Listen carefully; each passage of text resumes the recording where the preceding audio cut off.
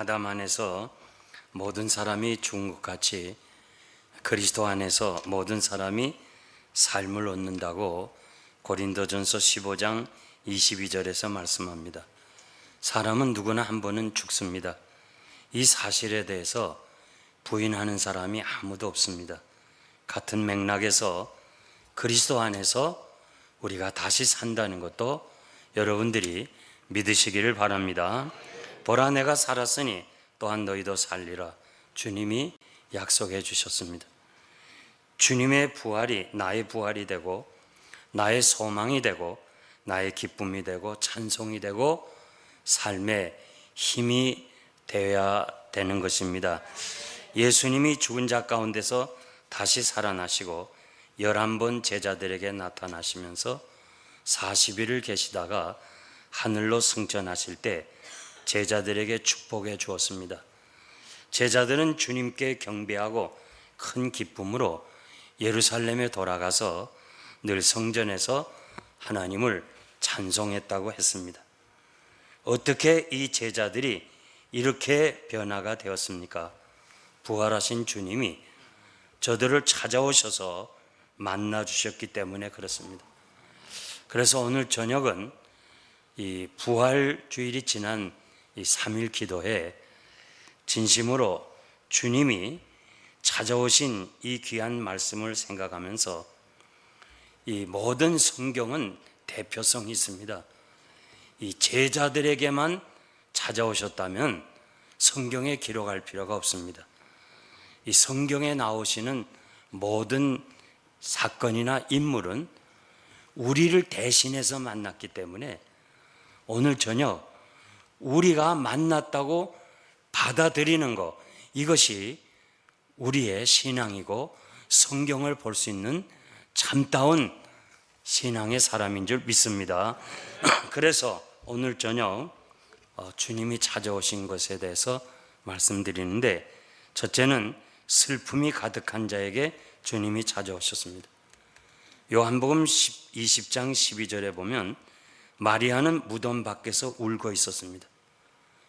예수님의 시체가 없어서 울면서 찾고 있었습니다. 여자가 시체를 찾으면 어떻게 하겠다는 이야기입니까? 요즘도 시체를 찾아서 자기가 관리 못하는 시대에, 그 시절에 여자가 주님의 시체를 찾는다는 거 한번 생각해 보세요. 아가서 8장 6절 7절 보면 사랑은 죽음보다 강하다고 그랬어요. 얼마나 마리아가 예수님을 사랑했으면 예수님의 시체를 찾겠다고 그랬어요. 흰옷 입은 두 천사가 여자여 어찌하여 우느냐, 사람이 내 주님을 가져다가 어디 두었는지 알 수가 없습니다. 주님이 마리아에게 나타나셨습니다. 동산직인 줄 알고 당신이 옮겨갔거든, 어디 있는지 좀 말해달라, 내가 가지고 가겠다, 그 말이에요. 지금도 그 주님이 그 무덤이라고 생각하는 지역에 가면 동산입니다.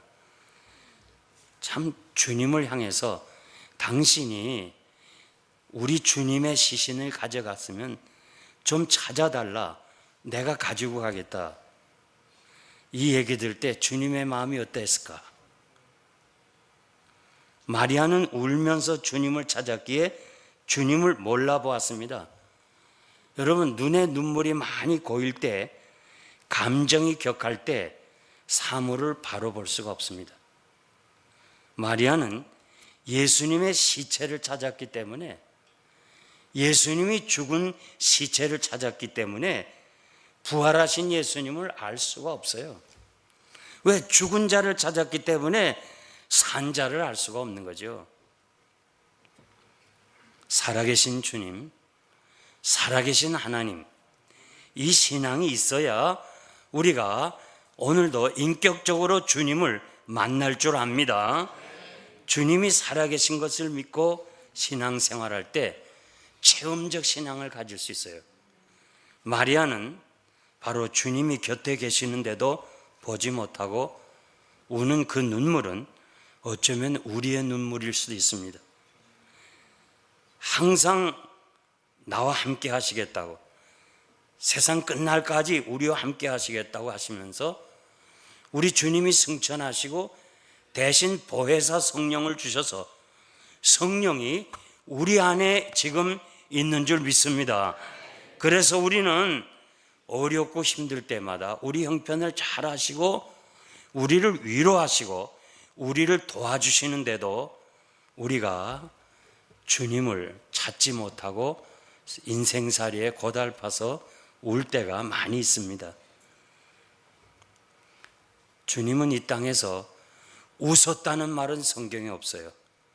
그러나 우셨다는 말씀은 있어요. 그 우셨던 주님은 마리아의 눈물을 다시금 흘리지 않도록 만나 주셨어요. 울지 말라 우리가 위로할 수는 있어도 눈물을 닦아줄 수는 없는 거예요. 마태복음 28장 8절에 보니까 부활하신 주님을 만나고 큰 기쁨으로 제자들에게 가서 주님이 살아나셨다고 증언하는 것을 볼 수 있습니다. 사랑하는 성도 여러분, 우리는 자신이나 주변에 있는 성도에게 울지 말라 위로할 수는 있어요. 그러나 울음을, 슬픔을 변하여 기쁨을 줄 수는 없는 거예요. 유일하게 그 슬픔을 변하여 기쁨이 되게 하시는 분은 살아계신 주님만이 할 수 있는 거예요. 주님을 만날 때 이루어지는 거예요. 그러므로 우리가 이 주님을 증거해야 될 사명이 있는 줄 믿습니다. 두 번째는 실망한 자에게 찾아오셨습니다. 누가복음 24장 13절에 보니까 엠마오로 내려가는 두 제자가 실망과 슬픔에 잠겨서 예루살렘을 떠나 엠마오로 내려갔습니다. 지금도 예루살렘은 정상에 있습니다. 언덕에. 그러니까 여리고랑 어디든 다 이렇게 예루살렘으로 올라가야 됩니다. 주님과 함께 지내면서 많은 것을 보았습니다. 또 직접 보았고 들었습니다. 제자 훈련도 받았습니다. 그런데 저들은 실망하고 고향으로 내려가고 있었습니다. 누가복음 24장 11절 보니까 이 여자들이 무덤에 가서 빈 무덤을 보았습니다. 천사들이 증언하는 얘기도 들었습니다. 살아났다는 사실을. 그럴 때 이 여자들이 가서 외칩니다. 예수님이 살아나셨습니다 하고 증거할 때 베드로와 요한은 긴가민가해서 그럼 가서 확인해 보자. 그래서 빈 무덤에 갔습니다. 그러나 나머지 제자들, 오늘 엠마오로 가는 제자들, 이 제자들이 뭐라고 그랬는가 하니 저희 말이 허탄한 듯이 보고 믿지 아니하였더라. 예수의 부활을 믿지 않았다는 거예요. 이 제자들이 믿지 않았다는 거예요. 이것이 문제예요. 오늘의 모든 문제가 여기 있는 거예요. 예수의 부활을 믿지 않았다는 거예요. 오늘도 수많은 주의 종들이 예수의 부활을 증거하는데 믿지 못하면 살아계신 주님을 인격적으로 만날 수가 없는 거예요. 그리고 기적을 체험할 수가 없는 거예요. 여러분들이 말씀을 들으면서 100% 그 말씀 그대로 믿고 순종할 때는 왜 기적을 체험하지 못하겠어요? 우리가 이 믿지 아니하고 받아들이지 못하는 여기에서 오늘도 우리는 여러 가지 그 문제를 안고 사는 거예요. 엠마오라는 말은 운물이라는 말이에요. 그 당시에 운물은 전부 산업 중심의 지역이에요. 그 광야 같은 이스라엘 땅에서 운물이 났다고 하면 그 운물터에서부터 모든 경제가 이루어지는 거예요. 그러니까 이 제자들은 예루살렘을 떠나 이 세상을 향하여 내려가는 거예요. 부활신앙이 없으면요, 예수 믿는다 하면서도 세상적이고 물질이 더 귀하고 세상 명예가 더 귀하고 세상 이것이 더 중요한 거예요.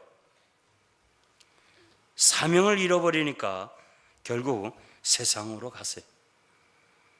지금도 가보면 엠마오는 내려가는 길이에요. 내려가는 것은요, 편해요. 올라가는 것보다 편하잖아요. 우리가 교회를 떠나 세상으로 갈 때 사탄은 일시적으로 우리에게 평안을 주는 거예요. 그래서 교회 안 나가니까 더 좋더라. 교회 나가서 시험거리고 뭐 힘든데 교회를 떠나는 게 더 좋더라 하면서 일시적으로 마음에 사탄이 주는 평안으로 잘못 이해할 수가 많이 있어요. 우리 주님이 같이 동행하십니다. 당신들이 주고받는 이야기가 무슨 이야기입니까? 당신이 지금 예루살렘에서 있으면서 요즘 되어진 이 엄청난 일을 모릅니까? 십자가 사건을 모르냐고 물었어요. 안타깝게도 두 사람은 예수님을 알아보지 못했습니다. 이유가 뭐예요? 지금 예수님이 같이 동행을 했는데 예수님을 알아보지 못한 이유가 예수님은 죽었다고 생각하니까 같이 동행하는 주님을 알지 못했다는 거예요. 이 선입관, 이 고정관념, 친히 예수는 죽어서 십자가에서 죽었다, 이 사실을 보고 알았기 때문에 예수님이 친히 동행하는데도 예수님을 알 수가 없는 거예요. 볼 수가 없는 거예요. 저희 눈이 가리워서 눈이 다쳤다고 말해요. 여러분, 사도 바울이 다메섹에서 주님 만나고서 눈에서 비늘 같은 것들이 다 벗겨졌다고 그랬죠. 지금 이 세상 것들이 우리의 눈을 가리워서 신령한 것을 못 보게 하는 거예요. 하나님이 살아계신 것을 보지 못하게 하는 거예요. 이게 문제예요. 우리 눈이 가리워지면 안 돼요. 우리의 눈이 영안이 열려야 돼요.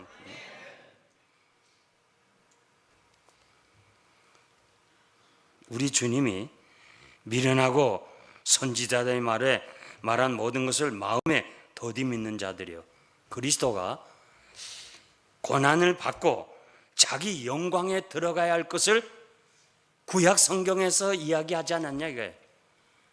모든 선지자들의 그 말씀은 딱 예수 그리스도를 가리키는데 구약의 모든 내용이 한마디예요. 예수 그리스도의 죽음과 예수 그리스도의 부활을 전했어요. 이렇게 성경에 얘기했는데 너희가 알지 못하느냐. 성경을 바로 알아야 돼요. 아멘입니까? 성경을 바로 알아야 돼. 여기서 미련하고, 요 말은 감탄사가 앞에 우리말이 생략된데, 야, 이 바보 같은 사람아, 이런 뜻이에요. 문장을 바로. 우리 주님이 그렇게 가르쳐주고 그렇게 보여줬는데도 우리 주님께서 친히 내가 십자가의 고난을 당하고 3일 만에 다시 살아나야 할 것을 말씀했는데도 믿지 못하는 사람이 우리 주님께서 정말 미련하고 불쌍한 바보 같은 사람이라고 그랬어요. 여러분들이 미련한 사람 되지 말기를 바랍니다. 주의 말씀대로 구약 성경은 한마디로 오실 주님, 고난 받으신 주님, 그리고 부활의 주님을 증거해 주었습니다.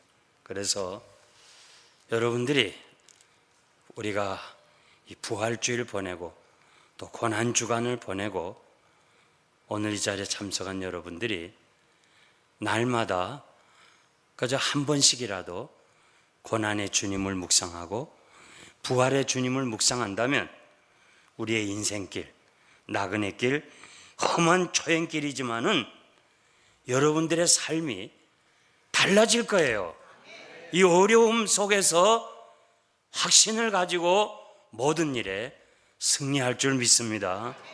엠마오로 가는 제자들이 주님께 일어난 이야기를 하듯이 여러분들이 자신들이 실망하고 어려운 일들을 주님께 간구하시기를 바랍니다. 뭐 이렇게 기도하는 것을 너무 어렵게 생각하지 마세요. 엠마오로 가는 제자들이 주님과 이 대화하는 것처럼 기도는 대화하는 거예요. 시편 25편 16절에 보면 다윗의 기도가 나오는데, 주여 나는 외롭고 괴롭습니다. 내게 돌이키사 긍휼히 여기소서. 내 마음에 근심이 많습니다. 이 곤란에서 나를 끌어내소서. 나의 곤고와 환난을 보시고 내 모든 죄를 용서하소서. 내 원수보다 벗어서 저희가 많고 나를 심히 미워합니다. 이게 다윗의 기도예요. 다윗의 기도가요, 한번 이렇게 쭉 말씀을 깊이 묵상해 보세요. 저 멀리 있는 하나님을 향한 기도가 아니라 옆에 있는 사람, 주님 나는 외롭고 괴롭습니다. 내게 좀 돌이켜서 긍휼히 여겨주세요. 날 좀 도와주세요. 내 원수들이 이렇게 많은 거 보시잖아요. 기도는 주님과 대화하는 줄 믿습니다. 그래서 여러분들이 어려울 때마다 그저 주여 나 도와주세요. 순간순간 기도하면 거기서 주께서 여러분들에게 피할 때는 피할 길을 주시고 감당할 때는 감당해 할 수 있는 은혜 주실 줄 믿습니다. 제가 이 교회 건축을 위해서 이렇게 16,500평 땅을 사고 이제 조닝을 했습니다. 미국 목사님의 도움을 통해서 조닝을 하고 이제 그 결과를 기다리는 한 달 사이에 저를 도와준 크리벤저 목사님이 어느 날 저녁에 내일 아침 레브런이 나하고 같이 아침 식사를 좀 할 수 없겠냐고 그래. 그래서 도와준 것이 고마워서 하겠다고. 그래서 아침 8시에 라마다 호텔에 오라고 하는 게 같이 식사하자. 그 8시에 갔더니 그냥 그 라마다 호텔에 그 큰 홀에 한 300명 이상 쫙 모였어요. 그러니까 그 많은 사람이 모이니까 나는 그냥 레버런 크리벤저하고 같이 대화만 할 줄 알고 좀 그렇게 갔는데, 이야, 300~400명이 꽉 있어요. 그래가지고 위축이 들더라고 제가. 그래서는 제일 뒤에 앉았어. 그 의자에. 근데 그 모임이 뭐냐면 크리스찬 로 어소시에이션이라고 기독교인들의 법조인, 판사, 검사, 목사 이런 사람들이 한 350~60명이 모였어요. 그래서 오하이오에서 전국적인 미팅인데 이 프레지던트가 왔어요. 그래서 그날에 특별 이 강연이 있었어요. 그 시간에 이 크리벤저 목사님이 날 오라 그러면서 이분이 사회를 보면서 오늘 특별한 목사님 한 분을 소개했다면서 레버런이 일어나라 그러더라고. 나 그 정도는 영어를 알아들었어요. 그래서 일어났어요. 그랬더니 앞으로 나오라는 거예요. 마이크 앞으로. 그 뒤에서 거기까지 오는 것은 한 1~2분도 안 돼요. 너무너무 당황하는 거 있죠. 제가 한국말로 하라면 못하겠어요? 그런데 영어로 해야 돼요. 전혀 준비를 안 했어요. 만약 이걸 사전에 일러줬다면 제가 영작을 해서라도 나가겠는데 전혀 없었어요. 그저 아침 밥 먹는 줄 알았어요. 그리고 그냥 밥 먹으면서 소위 인사하는 거 그 정도밖에 안 하는데 이 레버런 크리벤저 목사님은 내가 영어를 잘하는 줄 알고 아침에 그냥 인사하는 거 우리 다 하잖아요. 여기서 저까지 마이크 가면서 기도밖에 없어요. 그래서 주님이 말씀하셨죠. 무슨 말 할지 걱정하지 말라고 그랬죠. 주님, 내 입술을 주장해 주세요. 내 입술을 주장해 주세요. 속으로 기도하면서 거기까지 연단 앞으로까지 간 거 한 2분 정도 됐을 거예요. 천천히 걸어가면서 주님 말씀하셨죠. 무슨 말 할지 걱정하지 말라고 그랬죠. 주님, 내 입을 주장해 달라. 마이크 앞에 섰어요. 야, 나도 모르게 말이 나가는데, 난 무슨 말인지 몰라요. 그러나 분명한 것은 모든 사람이 다 기립했어요. 하여튼 미국 와서 이 300명, 350명 되는 이 몽고메리 카운티에 있는 판사, 검사, 변호사, 이 법조인들이 전부 섰어요. 기립박수를 하는 게 너무 감동을 받아서. 그리고 나서 끝나고 나서는요, 그냥 이 사람들이 감격해가지고 막 저를 허그해주고, 이 허그도요 한두 사람하고 해야지 수백 명하고 하니까 힘들어 못하겠어요. 그저 이 사람도 안아주고 저 사람도 안아주고 뭘 도와줄까 하고. 저는 그날 이후요, 난 영어 안 배웁니다. 난 영어 안 배워요. 왜냐하면 하나님께서 그 어려운 순간에는 역사하더라고요. 난 정말 하나님이 나와 함께 하시는 것을 너무 많이 체험했어요. 저 먼 데 있는 하나님이 아니라 내 곁에 있는 하나님이. 여러분들이 어렵고 힘들 때마다 주께서 함께 하실 줄 믿습니다. 우리 주님이 그들과 함께 유하시면서 집에 들어갔습니다. 떡을 가지고 축사하시고 떼어 제자들에게 주심에 저희 눈이 밝아져 주님이시구나 알아볼 때 주님은 그 자리를 떠났어요. 이 떡을 떼어 주실 때, 이거는 주님이 잡히시던 밤에 떡을 떼어 주신 그 성만찬에 참여한 사람들이에요. 그러니까 그 사실을 알고 있었으니까 비로소 떡을 뗄 때 주님이시구나 이걸 알았어요. 여러분, 우리가 신앙생활하면서 뭔가 체험을 가져야 돼. 주님이 나와 함께 하시는 그 체험이 있을 때 우리가 세상을 살아가면서 그 환난을 이길 수 있는 거예요. 그 과거에도 하나님이 나를 붙잡아 주셨는데, 지금 이 문제 해결 안 해줄까? 이것이 우리들에게 있어야 되는 거예요. 그래서 저는 체험적 신앙이 없이는요, 환난에 다 넘어져요. 이론이 아닙니다. 신앙은 체험입니다. 두 제자는 이렇게 말해요. 주님이 말씀을 풀어 해석할 때, 성경을 풀어줄 때 우리 마음이 뜨겁지 않더냐. 여러분, 말씀을 들을 때요, 목사님이 나에게 하신 말씀이구나, 이걸 깨달을 때 마음이 뜨거워져요. 우리가 영적으로요 살아있으면요 뜨거운 거예요. 병이 나면 열이 식어요. 죽은 사람은 시체가 차요. 여러분, 죽은 사람 만져봤어요? 아주 시체가 차요. 저는 전도사 시절부터 입관 예배를 주관하라고 그래서 담임 목사가 돼서도 제 손으로 다 옷을 입혔어요. 남자가 돌아가시면 장로님이, 여자가 돌아가시면 권사님, 두 사람이면 옷을 입혀요. 전도사 때부터 전 그걸 했어요. 당회장이 저를 보고 그래요. 부목사는 하간 예배 주관하고 이 전도사는 입관 예배를 주관하라고, 당신은 발인 예배 교회에서 주관했어요. 그 당시 저는 그냥 시신을 만지는 거, 또 임종을 지켜보는 게 너무 무섭고 그래서 전 싫어했는데, 한국교회는 당회장의 권위가 얼마나 세요. 하라면 해야 돼요. 속으로는 좋은 건 목사님이 하고 그냥 이 어려운 건 날 보고 하라 한다고. 그러면서 시신을 많이 만졌어요. 시신은요 찹니다. 벌써 죽으면 차져요.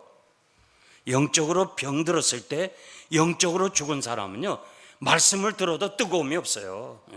무슨 소린가? 앉아있기는 앉아있지만은 마음에 감동이 없는 거예요. 에베소 교회를 향해서 책망하죠. 사랑이 식어졌다. 식어진 거 책망했어요. 그리고 라오디아 교회를 향해서 미지근한 거, 덥지도 않고 차지도 않고 미지근한 건 책망했어요. 여러분, 여러분들의 신앙이 뜨겁기를 바랍니다. 뜨거워져야 돼요. 엠마오로 가던 제자들이 다시 예루살렘으로 올라갔어요. 살아있는 사람은 올라가야 돼요. 죽은 물고기는 내려가요. 여러분들이 연어 올라가는 길 봤어요? 저는 연어 올라가는 길 여러 번 봤어요. 눈물겹도록 올라가요. 올라가다가 떨어지고 올라가다 떨어지고 온몸에 상처가 있지만 끝까지 올라가서 죽는 게 연어예요. 우리 믿음의 사람은요 그저 시련이 오고 환난이 와도 올라가서 결국 천국으로 가는 거예요. 이 신앙을 여러분들이 가지시기를 바랍니다. 마지막으로 두려워하는 자와 의심하는 자에게 주님이 찾아오셨습니다. 제자들이 유대인을 두려워하여 모인 곳에 문들을 잠그고 있을 때 주님이 오셔서 너에게 평강이 있을지어다. 제자들은 기쁨이 충만했다고 그랬습니다. 이 세상 사람들은 평안이 없어요. 왜냐하면 죄가 지배하고 있기 때문에 평안이 없어요. 돈 많고 명예를 가지고 권력을 가져도 죄가 지배하기 때문에 평안이 없어요. 하나님과의 관계가 회복되지 아니하면 평강이 없어요. 어떻게 하나님과 원수된 인생들이 이렇게 화목할 수 있었습니까? 예수 그리스도의 십자가와 부활인 줄 믿습니다. 그래서 우리가 예수 그리스도의 십자가의 대속의 죽음으로 하나님과 화목했기 때문에 주님이 우리에게 말씀하신 것이 평강을 주노라고 그랬어요. 내가 주는 평강은 세상이 주는 것이 아니다. 요한복음 16장 20절 이하에 보니까 주님이 제자들에게 너희는 곡하고 애통하겠으나 세상은 기뻐하리라. 너희는 근심하겠으나 도리어 기쁨이 되리라 말씀하면서 여자가, 예를 들었는데 여자가 해산할 때가 되면 근심하나 아이를 낳으면 세상에 사람 난 기쁨을 인하여 다시는 진통의 그 고통을 잊어버린다. 맞는 말이에요? 네, 여자들은 알아요. 아기가 나면 이게 해산이 잘 될까 그 진통 걱정이지만은, 그래서 진통할 때 보면 요즘 젊은이들은 같이 들어가잖아요. 우린 참 다행이에요. 그때 그 시절이 아니었기 때문에. 요즘 젊은이들은요 막 때린대요. 여자가 막 욕을 하고 말이지, 막 그냥 꼬집고 말이에요. 남자가 붙잡고 있어야 되고. 야, 정말 우리 나이 든 사람 그런 고통 없어요.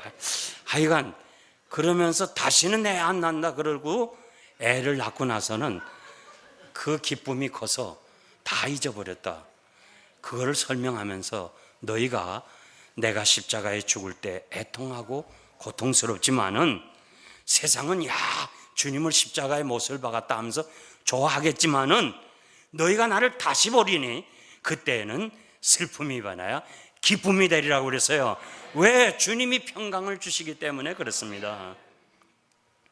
이 부활의 주님을 만난 기쁨이 너무 커서 그 전에 근심 두려움은 다 잊어버렸다고 그렇게 말씀하십니다. 그러면서 우리 주님이 내가 너에게 평강을 주노라. 내가 주는 것은 세상이 주는 것 같지 않다.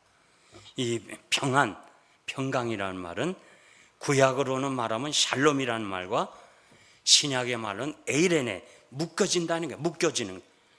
주님과 함께 묶어진다는 거예요. 우리 주님이 부활하시고 우리에게 평강을 주신 거는 주님과 함께 묶어진다는 거예요. 그러므로 여러분 부활신앙을 가졌으면 이제 나 혼자 사는 것이 아니고 주님과 함께 묶어지는 거예요. 내가 감지할 수 없지만은 주님이 나를 다 보고 계시는 거예요. 오늘 이 사실을 여러분들이 꼭 확신하길 바랍니다. 나 홀로 사는 것이 아니고 주님이 여러분과 함께 사는 거예요.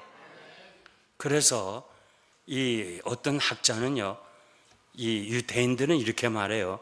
우리가 절대 다른 사람보다 똑똑한 게 아니래요. 똑똑한 거 아니지만은 오늘 이 세계에서 이스라엘이 이렇게 강한 민족으로 사는 비결은 샬롬이라는 거예요. 이 샬롬이라는 말을 이 속에는 하나님이 함께 하신다 그런 뜻이 있어요. 그와 마찬가지로 에이레네라는 말도 주님과 함께 있다 그 말이에요. 그러니까 세상에서 두 나라만이 인사가 같아요. 아침에 만나도 안녕하십니까? 저녁에 만나도 안녕하십니까? 다른 나라는 다 달라요. 아침 인사, 점심 인사, 저녁 인사가 달라요. 우리는 다 똑같아요. 유대인도 마찬가지예요. 다 똑같아요. 샬롬. 아침에 만나도 샬롬, 저녁에 만나도 샬롬. 그런데 우리는요, 이 안녕이라는 말이 통하지 않을 때가 있어요. 지금 막 배가 고파서 먹을 것이 없는데 안녕하십니까? 이해가 안 돼요. 지금 암으로 다 죽어가는 사람한테 가서 여러분 인사할 때 안녕하세요 말이 안 되잖아요. 전쟁 중에 지금 어려운데 죽을까 말까 하는데 안녕하세요 말이 안 돼요. 그러나 샬롬은 배고픈 자에게 샬롬하면 빵이 포함되어 있어. 왜? 하나님이 주시니까. 병든 자에게 샬롬하면 하나님이 함께하니까 치료가 되는 거예요. 여러분들은 지금 주님과 함께하기 때문에 가서 안녕하십니까 할 때 우리 주님이 안녕하게끔 만드는 거예요. 이게 바로 부활신앙이고, 부활하신 주님이 제자들, 우리를 대표해서 제자들에게 주신 것이 평강이라는 거예요. 여러분, 여기서 오늘 우리가 도마에 대해서 잠시 살펴보는데, 도마는 내 손가락으로 넣어봐야 알겠다. 자기는 자기가 예수님이 죽은 것을 아는데 어떻게 살아났냐 이거예요. 도마가 없을 때 주님이 찾아오셨거든요. 다른 제자들은 다 주님이 살아났다고 얘기하면 믿어야 되는데 도마는 의심이 강했어요. 난 도저히 믿을 수 없다. 내 손가락으로 넣어봐야 되고 만져봐야 된다 할 때 8일 지나 도마에게 나타나셨어요. 도마야, 내 손을 이리 내밀어 내 옆구리 넣어보고 못자국을 만져보라. 그리고 믿음 없는 자가 되지 말고 믿는 자가 되라. 이거 대단히 중요한 말씀.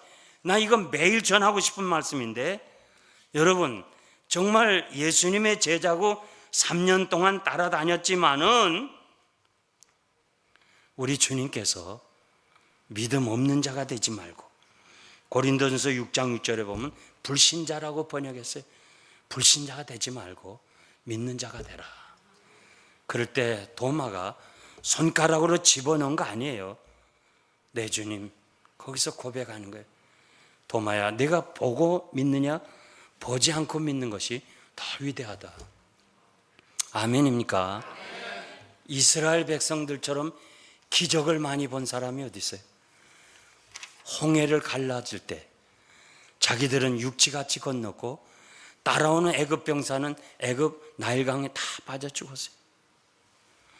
40년 동안요, 아침 저녁으로 먹을 것을 주었어요. 그리고 한 살에 나온 사람이, 한 살에 옷을 입은 아이가 40살이 되도록 옷이 다 차츰 커지는 거예요. 이거 기적 아니에요? 40살이 됐으면 어른 옷을 입어야 되는데 한 살 때 입은 옷이 40살이 돼도 그대로 옷도 커지는 거예요. 이 기적 아닙니까? 발이 부르트지 않았다고 그랬어요. 이렇게 기적을 많이 본 사람도 결국 그들이 광야에 나와서 어떻게 했어요? 하나님을 원망했어요. 여러분, 기적을 따라다니는 신자 되지 말아요. 기적을 따라다니는 사람 치고 제대로 신앙생활하는 사람 없어요. 여러분은 말씀을 따라가시길 바랍니다. 오늘도 많은 사람이요, 뭔가 여기 뉴욕 바닥에 와서 기적을 행한다. 그러면요, 많은 사람이 가요. 기적을 따라가는 것이 아니고 우리는 말씀을 따라가야 될 줄 믿습니다. 그래서 도마에게, 도마야, 너는 나를 본 거로 믿느냐? 보지 못하고 믿는 자가 더 복되다. 여러분, 우리 대신 도마가 의심했어요. 우리 대신 도마가 확신했어요. 그러므로 우리가 주님의 십자가와 부활하신 모습을 보지 않아도 믿는 자가 복되다고 그랬어요. 여러분, 오늘 저녁 여러분 다 신앙생활 하시길 바랍니다. 부활신앙 가시길 바랍니다. 제가 에드먼트에 가서 오래전에 이 부흥회를 하는데 여집사님 한 분이 저를 만나서 이렇게 물어요. 목사님, 나는 어떻게 하면 좋아요? 자기가 다니는 교회 목사님이 1년 내내 가도 부활에 대한 언급이 없어요. 그래서 몇 년을 그렇게 보내다가 이 여집사님이 아주 이번엔 마음의 각오를 단단히 하고 목사님과 독대를 했어요. 식당에서. 목사님, 내가 아주 어리석은 질문이고 바보 같은 질문이고 철없는 아이 질문이라 생각하고 목사님 한번 답변해 주세요. 정말 이 말은 내가 질문 자체가 잘못됐지만은 그러나 철없는 아이가 묻는다 생각하고 답변을 해 주세요. 뭔데요? 목사님, 정말 부활을 믿습니까? 그랬더니 집사님, 죽으면 그만이지 무슨 부활을 믿어. 그렇게 믿지 마. 그런 얘기를 해준 거예요. 그래서 이 집사님이 도저히 이 교회를 있을 수가 없잖아요. 그래서 고민하다가 이 교회를 떠나야 되겠다 하고 남편에게 상의를 했어요. 여보, 우리가 다른 교회로 가면 안 돼. 남편은 교회가 1년에 몇 번 나오는 계절 신자예요. 감사주일, 크리스마스 이런 때 나오는 사람인데, 교회는 다 같으니까 난 교회 왔다 갔다 하는 거 제일 싫더라. 교회 그렇게 떠나면 아예 가지 마라. 나도 안 간다. 그러면서 교회 안 나간다 그러지. 자기가 있자니 부활을 믿지 못하는 목사님 밑에 어떻게 있겠어요? 엉엉 울어요. 목사님, 난 어떻게 해야 돼요? 내가 지금 어떻게 선택해야 돼요? 여러분, 저는 지금도 그 집사님의 눈물을 기억합니다.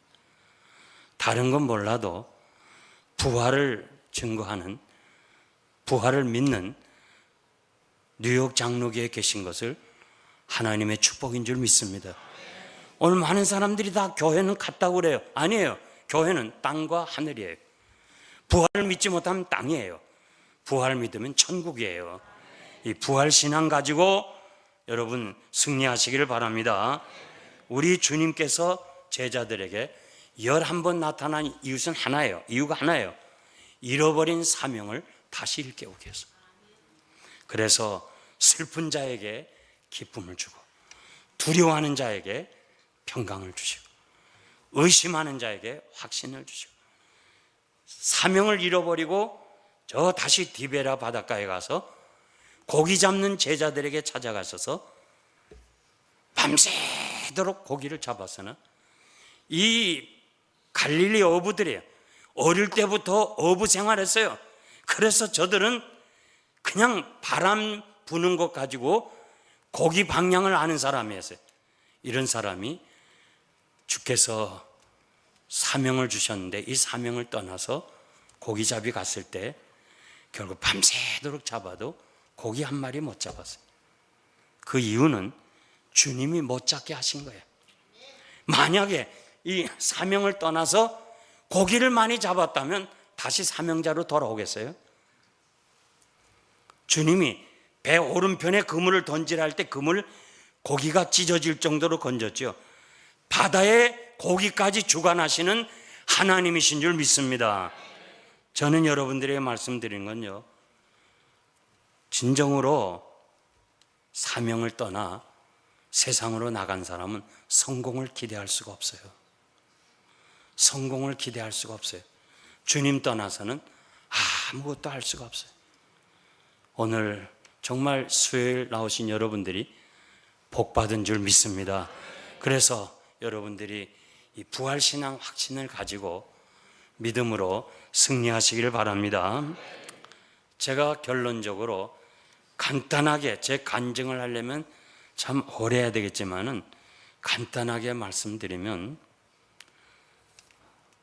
여러분들 중에 변계단 권사님을 아시는 분, 제가 알기로는 강창모 장로님이 변계단 권사님을 알고 계시는데, 저는 어린 시절에 제가 수술을 받고 의사가 못 고친다는 선언을 했어요.